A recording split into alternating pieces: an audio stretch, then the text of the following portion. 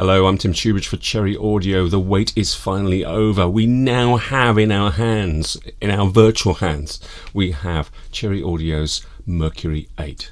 Now, the original Jupiter 8, it's such an iconic and lusted after synthesizer, isn't it? It's probably one of the most desired analog polysynths of all time. And I think that there are three basic reasons for this. First, the interface. Just look at the interface. It's so logical, so well laid out, so easy to use. It's familiar to all of us. I think it's one of the most iconic interfaces of all time, along with the Prophet 5 and the Minimoog Model D. Second reason is the synth architecture. It's what I'd call the Goldilocks of architectures. For an analog polysynth, it's not too basic, and yet it's not too complex either. It's just right. A Goldilocks architecture, it really is. And then that leads on to the third reason why the Jupiter 8 is so desired even to this day, and that is the sound of it, obviously. This synthesizer is so full of sweet spots. You can't fail to make great sounds with it.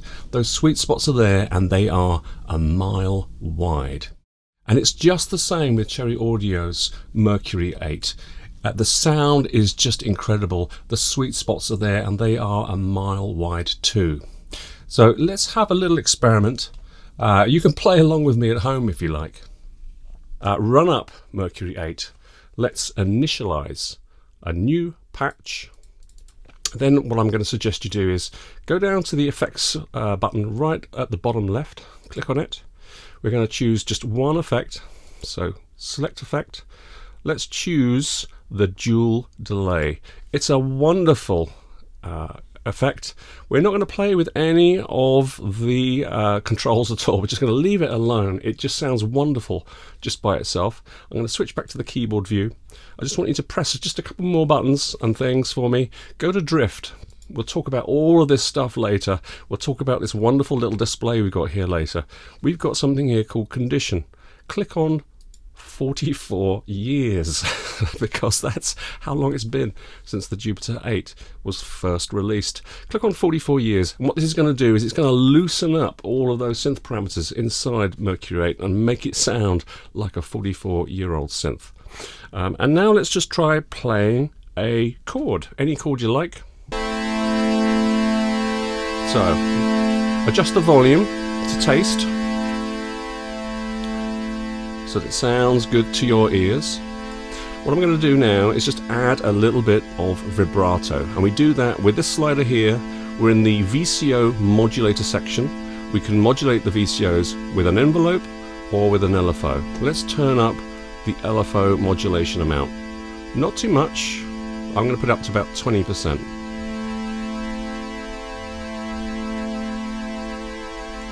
Choose whatever sounds good to you. Now, to me it sounds a bit fast, so we're going to reduce the rate of the LFO. It's this control here.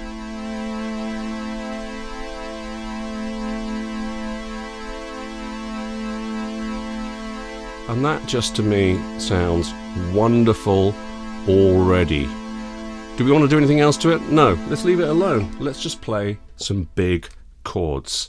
Something like this.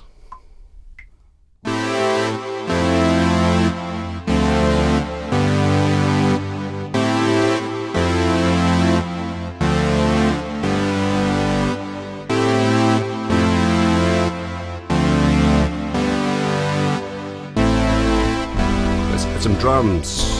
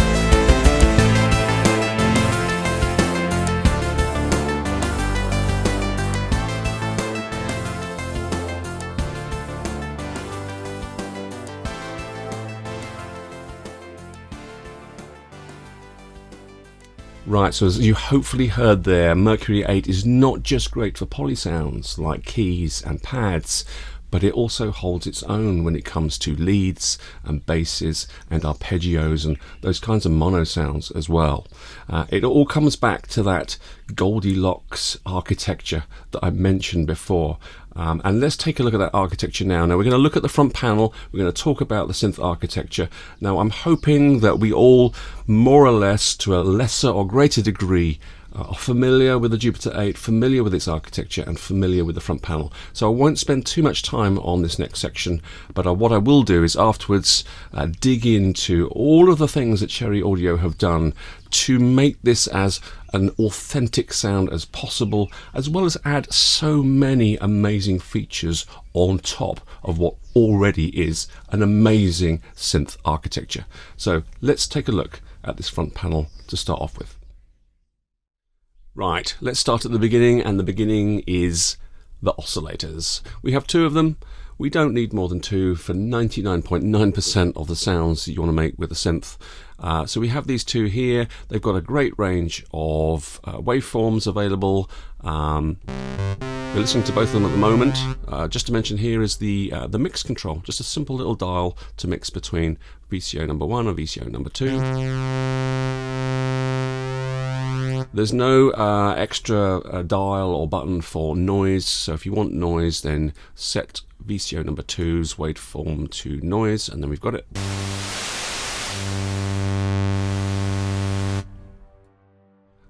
What else? We have got hard sync. Let's just try that out. A bit of hard sync.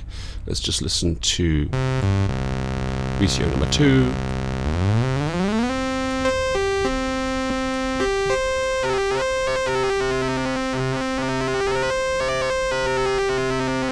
Now, I'm moving the range control manually there, but obviously you can modulate the pitch of VCO number 2 to get those wonderful hard sync sounds. Talking about the range, we have got octave range, as you'd expect, for oscillator number 1, and for oscillator number 2 we've got a massive 3 octaves that we can go up.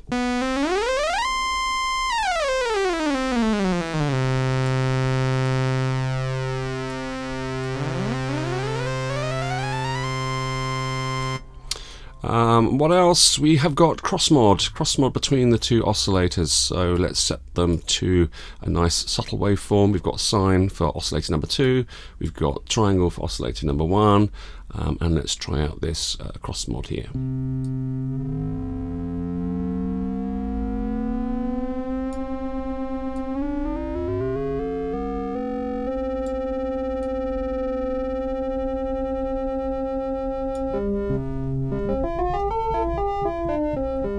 It can be subtle, or it can be anything but subtle. It's entirely up to you.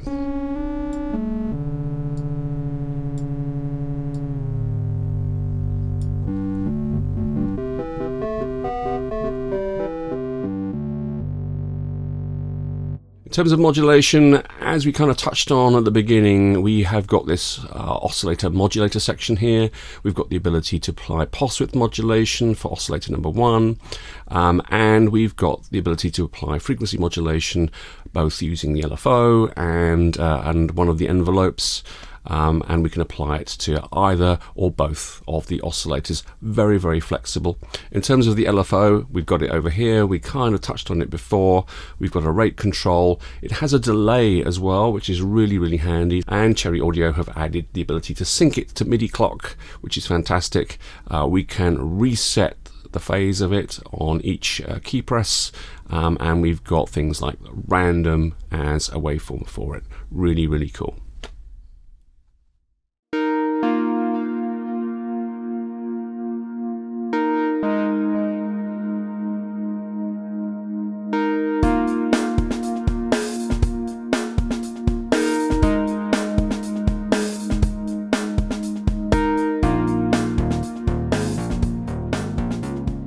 Right, moving on to the filter section, we have a high pass filter and a low pass filter. The low pass filter sounds absolutely wonderful. We've got a 24 dB and a 12 dB option on it.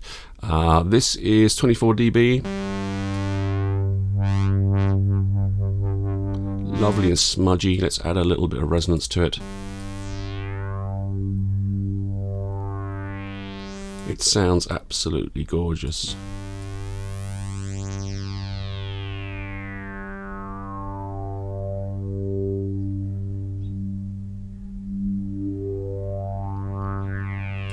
And we have this high-pass filter. It's not a resonant filter, but it's really, really useful. When you start to mix some tracks together, putting together your song, it's really useful to just be able to pick out the frequency range that you want for your individual synth sounds, just to remove some of that bottom end.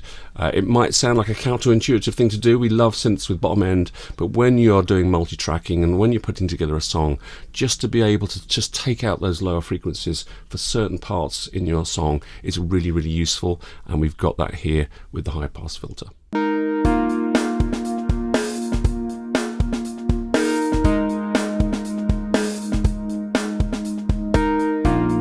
In terms of filter modulation, we can modulate it with either of the envelopes.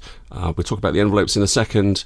We've got this little switch here where we can flick between envelope number 1 and envelope number 2, so we've got that flexibility, which is really great, and we can use the LFO as well. We've got an LFO modulation slider here. We've also got key follow. This is key tracking, as a standard thing you'd expect on any filter on a synth. Moving over to the VCA section, it's very, very simple. We have a level control, and we've got the ability to modulate the level with the LFO for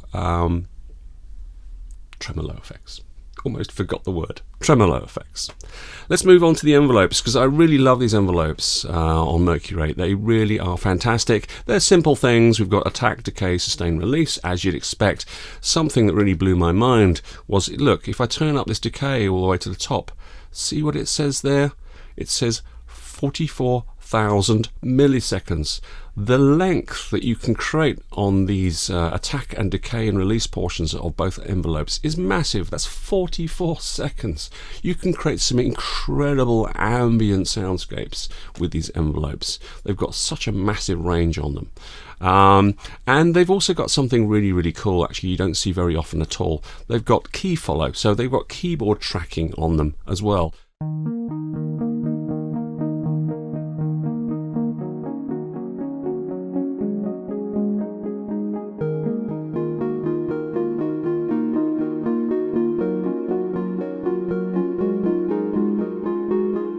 So talking about modulation capabilities, we've got our two envelopes, we've got our dedicated LFO, we've also got a mod matrix over here. Now this was obviously not on the original Jupiter 8, Cherry Audio have added it for us.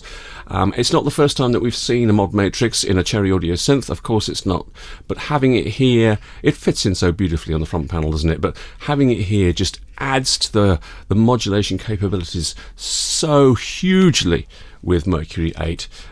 We can select from so many different sources.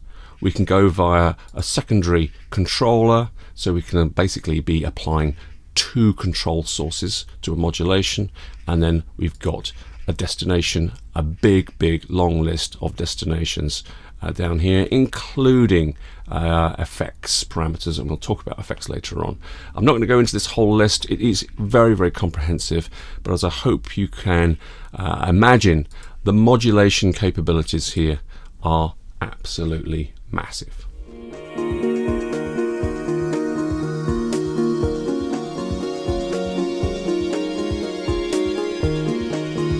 To round off our discussion about synth architecture, let's just very, very quickly cover synth engines, because the original Jupiter 8 had two completely separate synth engines. It reduced the polyphony of 8 down to 4 when you used them, but you could apply splits or layering, so have two completely separate sounds layered on top of each other or split across the keyboard. Mercury-8 gives us that as well, and we access that here with these buttons here, key mode. At the moment we are on something called whole, so we're just listening to one of those synth engines. We can go to split, and we can have dual, which is layering, and you can see exactly what's going on by the little graphics below these buttons here. And we have the color coding, which is now a standard feature in Cherry Audio synths.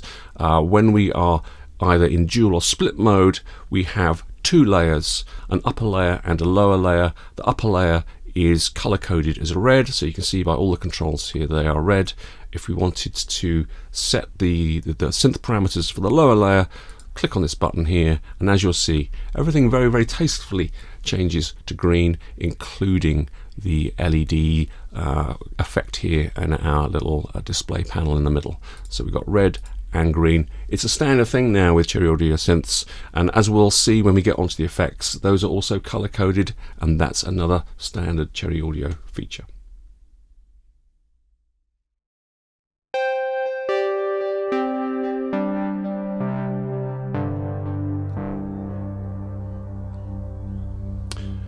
Right, so we touched upon effects. Let's talk about effects next. I mean, what we've got here with Mercury-8, it really is just building upon what Cherry Audio have already implemented in Trident Mark III. We have these wonderful effects chains, 3 of them, 1 for each layer, and then we have a master effects chain. And you have a selection of effects. And with Trident Mark III, what Cherry Audio introduced was the ability to save your effects chains as a preset, so you could apply that same effects chain to a brand new patch or to other patches that have already been saved, factory presets and your own presets. So it's a really brilliant, flexible way of working. So it's here again in Mercury-8. Now, what I want to mention about these effects with Mercury-8 is, first of all, if you do want to save your presets, then those presets that you save are compatible with Trident Mark III. So they're completely interchangeable between those 2 synths, and I'm hoping that that's a new standard for Cherry Audio, that we'll have that in all future products. That'll be really, really cool if that happens. The other thing I want to mention is just the sheer number of effects. I mean, when I get a hold of the software to do the video, it's not normally finished software, and it's being added to. And I don't know whether this is going to be the end result here, but I've got 20 effects here for Mercury-8. So you're going to get 20 effects at least. And out of those 20 effects, we've got 4 different flavors of reverb, for example. We've got digital reverb, we've got a galactic reverb, we've got spring reverb, we've got a lush reverb, lush verb. So we've got 4 wonderful different types of reverbs. We've got, I think, at least 3 different types of delays. Digital delay, we've got the dual delay that I showed you before, we've got tape echo in there as well, and there are some really fascinating and wonderful effects going on in here. Really just able to, you know, completely change your preset and sculpt the sounds how you want to. And as I pointed out before, when it comes to modulations in the mod matrix, you can actually affect these effects. There you go. And if that wasn't enough, then there is a global effects modulator over here on the left hand side. It's been there for quite a while in Cherry Audio products, so we've got a modulation capability already built in. It really is a very, very comprehensive set of effects. There's just 2 effects. I'm not going to go through them all. Of course I'm not going to go through them all, but I just want to pick out a couple that really caught my attention. The first one is Pulsar. That's the one I want to point out to you, Pulsar. I think this is new for Mercury-8. It's really, really cool. It's like a gate sequencer, right? I hope that you can see there's a little red dot flashing through these steps. And we can sync it to clock, so we can sync it to your DAW, but you can also have it free running as well. I've got it free running at the moment. What I'm going to do is just tap in some steps, so you can turn on and off when you're going to have your synth playing. So I'm going to do every other one here. Now you've got control over the envelope of those steps. You've got an attack and a sustain. I'm just going to leave them as they are and just show you. Now we get this wonderful stutter effect, right?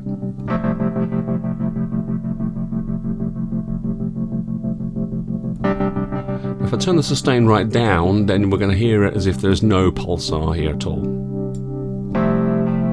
So that's what we have,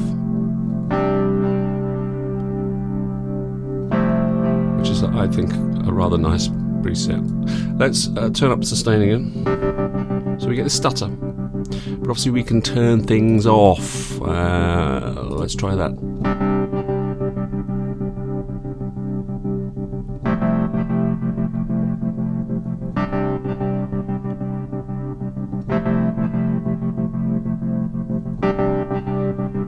great little effect, it really is. Now there is as you can see there, grayed out if you like, there's another row of these little buttons, so we can have two of them going at the same time. You'll see there that it's running at slightly different times, or we can just have them all together and have 32 steps in total, so we get this.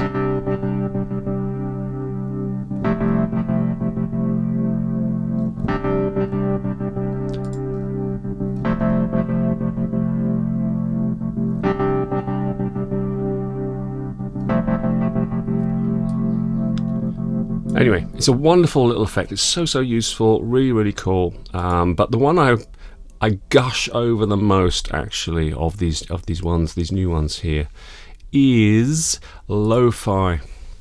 I'm going to just turn all these down. I just love this one so much. I really do. I'm a nostalgia freak because I'm an old geezer. And I love this. I love old sounds. I love old sounds of vintage synths, obviously, but I love any old sounds. You might have seen an old 1950s telephone on my desk here. I love the sound of that thing. I've sampled it. And this, for me, is just heaven, this thing.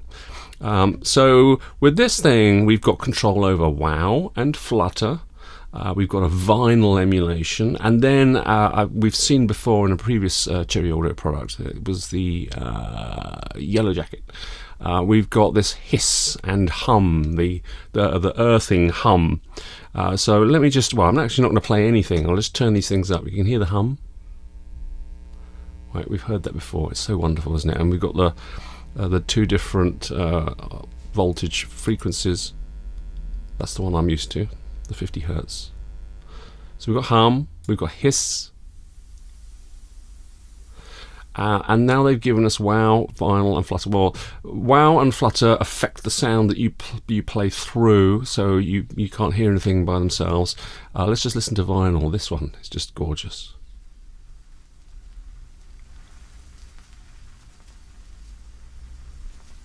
Isn't that wonderful? This is wonderful. I love that sound. Takes me back. So we got vinyl, hiss, and hum, which you could just sort of like, play any notes and just have it as an effect. And then we've got wow and flutter, which affects what you're playing. They're best, in my opinion, in subtle amounts. Certainly wow is. If I turn them both up to maximum.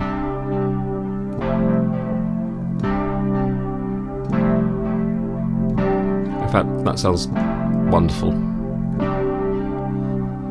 But let's kind of do a little bit of a mix, a little bit of flutter and wow, some vinyl, maybe not a hum, let's put in the hiss.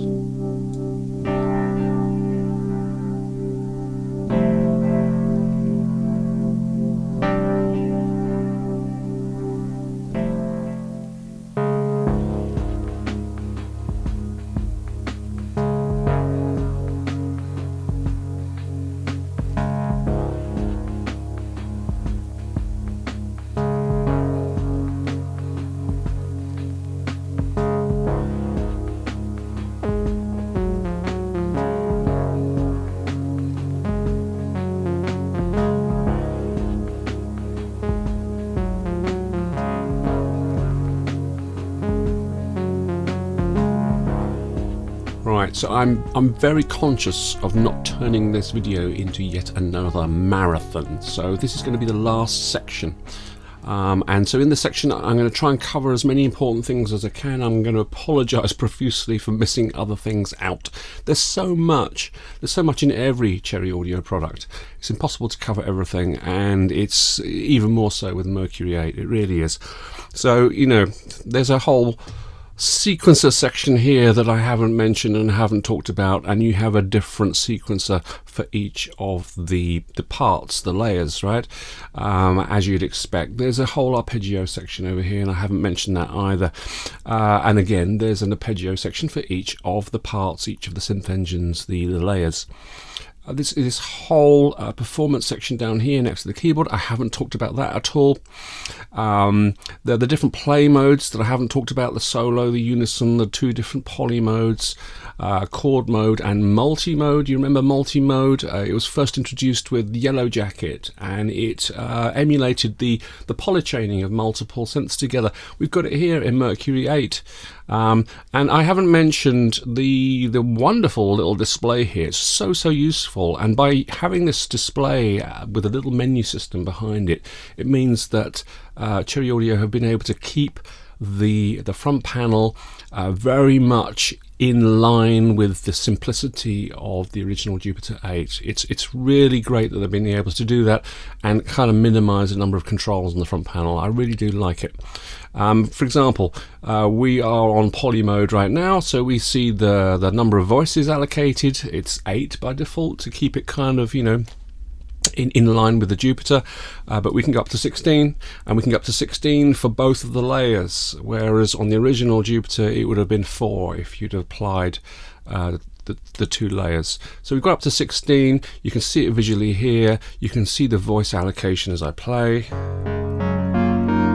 We've been seeing that all along, so it's great to have it here, but this is also a menu system in here. So I will cover drift in a minute. I want to cover that in a second.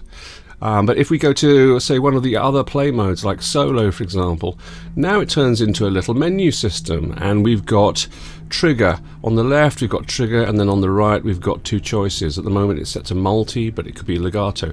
Now, with the menu system here, we can either use these little buttons to go up and down, or we can, and it's the same here on the left for the sort of like the main option, and then the values on the right, or you can just use your mouse, obviously. So it's like a little touch sensitive display. It's really cool, right? So we've got trigger, multi or legato. We've got note priority, low or high or last. If we go to unison, we can see the voice count. We can see whether it's mono or poly. We can set the detune amount for our unison. And again, we've got legato and multi-trigger. And when you've got a value like this, then yeah, you can use the little buttons at the bottom, or you can just click in there and just drag up and down. It's just so easy to use. It's so intuitive. I love it, actually, to be able to do this sort of stuff. And look, you've got even this little sort of like a little LED indicator on the right there to show you how high or low, how much further you've got to go in terms of your values. The attention to detail here is absolutely fantastic around this little menu system display. It's really cool. I really like it. Now, we first saw this display when we started to talk about this drift here, and this is a sort of like a little section that I do want to talk about. I mean, obviously there are many emulations and reimaginings of a Jupiter 8 that are out there in software form and in hardware form, generally in digital form, not many in analog hardware form. I've got one up there which is an analog hardware form of a Jupiter 8 recreation, but there's so many out there, and so obviously people are going to look at Mercury-8 and go, okay, Cherry Audio, why is yours better than everyone else's? Now, we must know by now that Cherry Audio have an attention to detail, OCD kind of thing going on. They really do take it to the next level to make their instruments sound as close to the original as they possibly can. Dan has got multiple copies of all of these instruments to play with. He really has got a thing about getting the sound exactly right. But obviously, with all of these vintage instruments, one Jupiter 8 is going to sound slightly different to another Jupiter 8, and this is just the way life goes, right? It depends on how well it's aged, how many times it's been serviced, how well it's been calibrated, if there's any replacement parts, then what components were used. These instruments are all going to sound slightly different from one another. So I think it's absolutely wonderful that Cherry Audio have added in not just drift, but they've added in this whole sort of like little ecosystem of different parameters, and the ability to sort of like age your Mercury-8 instance. So we've got for condition, we've got brand new, in the studio, road worn, 44 years, we've heard that before. And then the last one is service. Needs a service. So obviously these are in sort of like ascending order of driftiness, right? But these are just presets. Behind these presets are a bunch of parameters, and that's what we have down here. We have VCO drift, VCF drift, VCA drift, and then we've got envelope slop. So we've got these 4 sets of parameters that we can change how we like, but they're here as a set of presets. So if I go down to needs a service, you'll see that they're all big numbers, 80, 80, 80, and 80. Whereas for brand new, we're going to see that they're just very small numbers, 10, 5, 5, and 5. Right, so you can play around with the individual parameters if you want to create your own specific wearing sound of your Mercury-8, or you can go with these presets. Just to give you an idea, brand new. So I've played this this preset before in the last section. It sounds like this.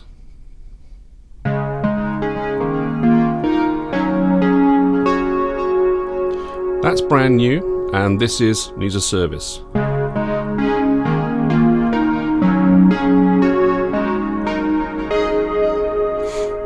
It's subtle, but clearly it's obvious when you go from one extreme to the other extreme, and you've got everything in between. And I just love this 44 years. Generally speaking, that's the one I'll go to.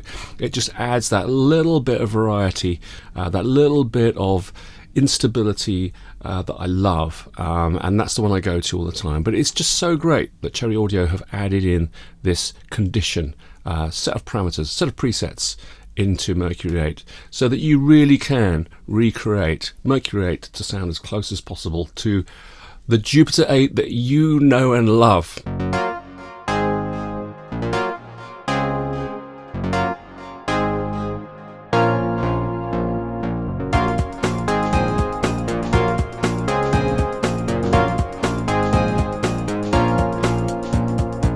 Now, I don't have a Jupiter 8, I've never owned one. I've played one once, but I've never owned one. Now, I've seen and I've heard an A-Bing of the recreation of the factory presets from the original Jupiter 8 that are in Mercury-8. If we look at the presets here, what have we got in terms of collections? Mercury-8 presets. We've got factory presets. So they have painstakingly recreated Jupiter 8's original factory presets, and you know, we have to realise that the factory presets in synths that are 40 or 50 years old weren't the greatest presets.